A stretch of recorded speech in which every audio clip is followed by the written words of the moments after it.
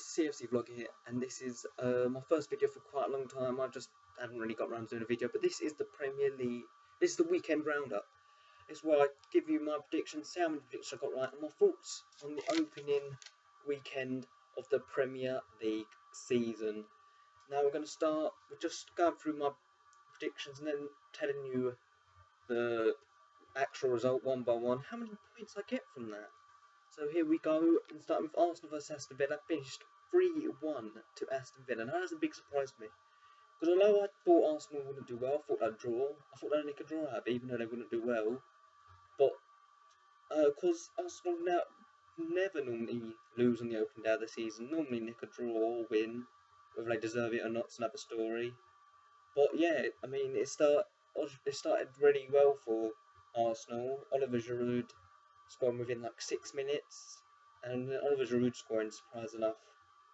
But then it went on, just went downhill from him. Okay, I admit the referee was very, very poor, but I don't think Arsenal deserved any more out of the game than they got, to be honest. They played extremely poor.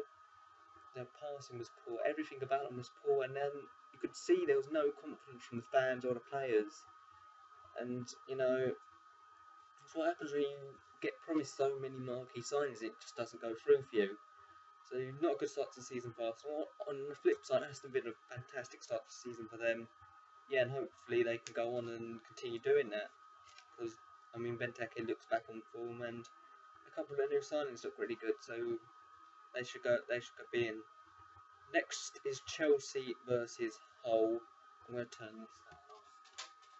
But the next result, Chelsea versus Hull, I predicted 4-0, and it probably should have been 4-0, but it was only 2-0. That's 1 point, that's my first point on the board. Good, that's a good, I mean, Chelsea, as I said, it could have easily been 4-0, they just absolutely dominated Hull. I had a couple of good spells, but, you know, they just don't have the quality in their team, they don't have the goals in their team, unfortunately. But yeah, so there's not really much to say about that. Messiah Mourinho, he's back to doing what he does best, and that's winning games at home. Next game was another one I got right, was Palace versus Spurs. I mean, as much as I hate Palace, they held out well against Spurs. I predicted 2-0 win. It turned out to be only a 1-0 win from a Soldado penalty, but Spurs deserved it, really. They were the better side. But Palace did do extremely well to hold off that long. I mean, there was a couple of opportunities. There's only really a couple of big opportunities for Tottenham. There was the one that Sigurdsson, I don't know how, is it Sigurdsson or Sigurdsson? I don't have a clue, but how he didn't score that, I don't know. And then there was another one for Jermaine Defoe. But other than that, obviously other than this goal, there's no other really clean-cut chances for Spurs.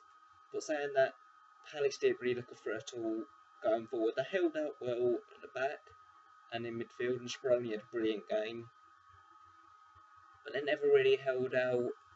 They never really looked a threat going forward, and I think they need to sign a new striker, because Gal, I mean, I like his story, but he's just not good enough for the Premier League. He wasn't, I mean, I don't know how many goals he scored exactly in the Championship last year, but it wasn't that many.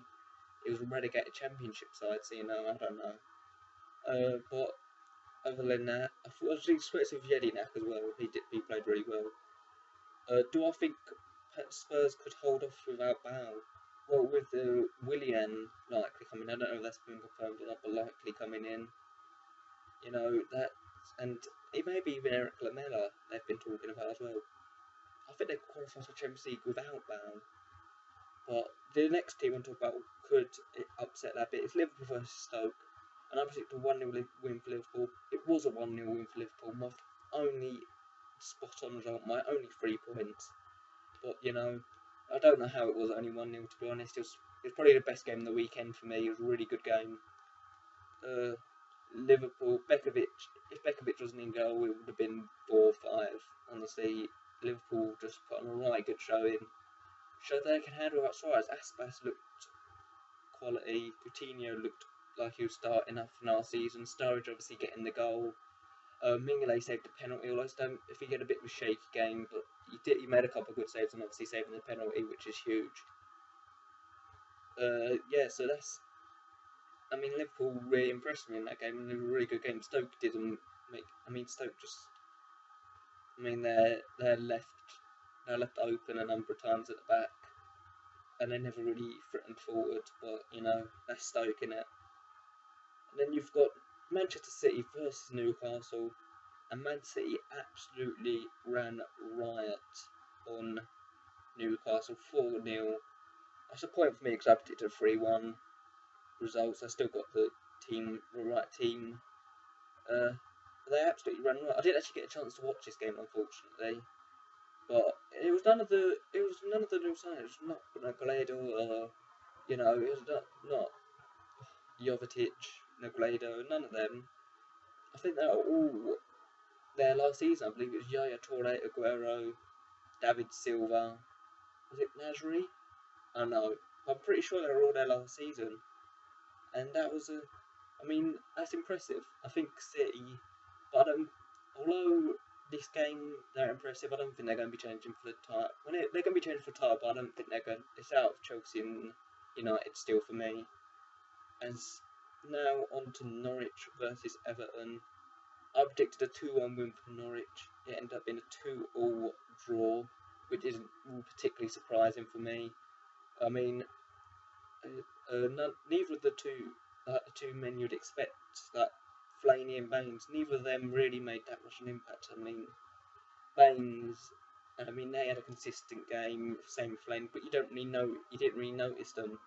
On the other hand, Ross Barkley, the young central midfielder, what a game he had. He had a fantastic game, honestly. That's one good thing to take from that game for Everton was how well Ross Barkley played. He also got the new signings from Norwich, who all looked good. Ricky Van Wolfswinkel getting himself a goal. I don't think Furter even played. There was a lot. It looked good for Norwich. I think they're in for a good season. The next game is Sunderland versus Fulham. I predicted a 1 draw. It ended up being 1-0 to Fulham. I mean, again, it was a very close game. A late goal. I think it was might be the 70th minute. It was definitely the second half for Fulham. And yeah, there's not really much else to say about that. Now, if anyone had any doubts about Manchester United, this squashed all their doubts. 4-1 against quite an impressive Swansea team. Wilfred Boney getting himself a debut goal. Got 2 goals from Van Persie, 2 goals from Welbeck. And the first 2 goals, it was all Swansea all the way through the game until bang, Van Persie scores. And then again, all Swansea, bang, Welbeck scores. Then after that, they started getting on top of the game. But it was just it was really weird for me to, it was almost like Alex Ferguson was still there, They didn't deserve to win 4-1, but they still did. And it's surprising how they did that. They're out of the game completely, but they still score goals. It was like Alex Ferguson was still in that dugout. It honestly was. And yeah, I think they've got it's between them and Chelsea for the title this year again, as I said, with Mourinho. And if any Moyes had any doubt, as you know, he's just trying to do the same thing as Ferguson, which isn't a bad idea considering Ferguson really the most successful manager in Premier League history. Or is the most successful manager in Premier League history. Then we got West Brom versus Southampton now. I'm going to have to go on a U-turn with Southampton. Not only this game, they didn't play particularly well in this game, but the signing of Pablo Osvaldo.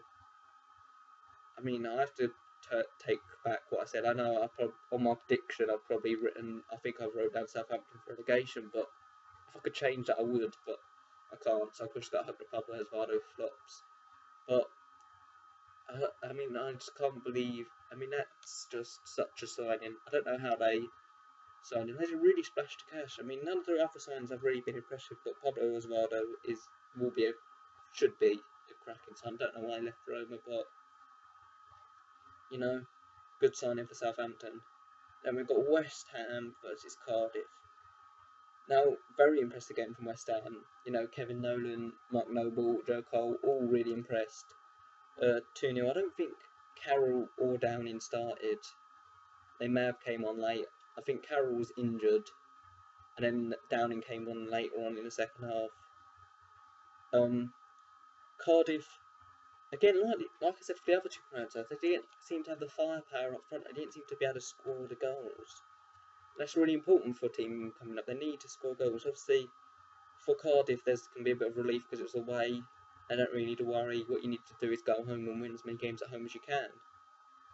So yeah, and that's the game. That's West Ham versus Cardiff.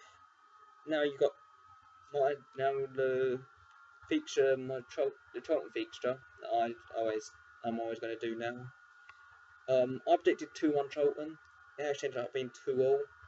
Although I don't know how it happened because we were 2-0 down. No, it wasn't half time. I think it was only 1-0 at half time, but we were 2-0 down and came back to 2-all. Did we deserve the game? Probably not. We played poor throughout the first half, poor for most of the second half. And you got a goal from the youngster Jordan Cousins, who's I'm really looking forward to seeing how he develops. I think he's just England under-18's captain. I might be wrong on that, but I seem to remember hearing that somewhere. And also Sam Church, who should get paid over Sordell every single day of the week because Sordell's so lazy. I mean, he just doesn't seem to want to play football. And Church does. He wants to play football. And obviously that means no points for me because I predicted 2-1. It was 2-all. So overall I've got 7 points. So that's a bit poor.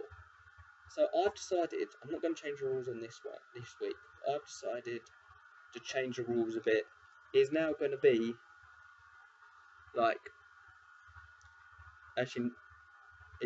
going to be 3 points for getting the exact result, 2 points for getting the right team to win, and 1 point if it's a draw. So if it's a draw and you've guessed a win, then it's a point. I've decided because it's hard to get. It's really hard to get this, so I think I'm going to go for that. I'm not going to do it for this time. I'm not going to do it this time round, but next time I will be doing. Next weekend I'll be doing it, which the predictions are going to be coming out tomorrow. I promise I'll get those up. And on Sunday I think I'm going to do a kind of weekend roundup with all the transfer news and stuff and all the rumours. So it's been a CFC vlogger. Please like, subscribe, and see you later.